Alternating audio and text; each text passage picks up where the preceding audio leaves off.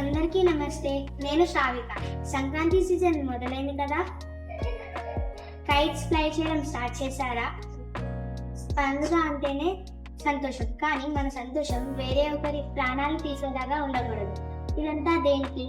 Yes, Chinese manja. Chinese nylon and synthetic fibres coated with glass powders. అంటే దీంట్లో గాజు పొడి వాడతారు. చూడండి, ఇది మెడకు తగిలితే ఏంటి పరిస్థితి? ఇది కేవలం దారం కాదు, అదృశ్య కత్తి, షార్ప్ నైఫ్. ఇది అదృశ్య కత్తి, షార్ప్ నైఫ్. ఇది ముఖ్యంగా 2 వీలర్స్ రైడర్స్కి, యానిమల్స్కి, బర్డ్స్కి ఈ చైనీస్ మాంజా తగిలి డీప్ కట్స్ జరిగి హెవీ బ్లీడింగ్ జరిగి ప్రాణాలు పోతున్నాయి. వీటి వలన ఎంతో మంది జీవితాలు నాశనం అయిపోతున్నాయి. ఒక్క చిన్న సరదా ఎన్నో కుటుంబాలకు తీరని శోకాన్ని అందిస్తున్నాయి. ఈ చైనీస్ మాంజా నాన్ బయోడిగ్రేడబుల్, అంటే ఇది భూమిలో కలవదు. ఇది బ్రాండ్ థ్రెడ్. ఈ చైనీస్ మాంజాని ఎవరైనా ఇల్లీగల్గా అమ్మితే వెంటనే మీ నియరెస్ట్ పోలీస్ స్టేషన్కి రిపోర్ట్ చేయండి. ఈ చైనీస్ మాంజాని అమ్మడమే కాదు, కొనడం కూడా నేరం.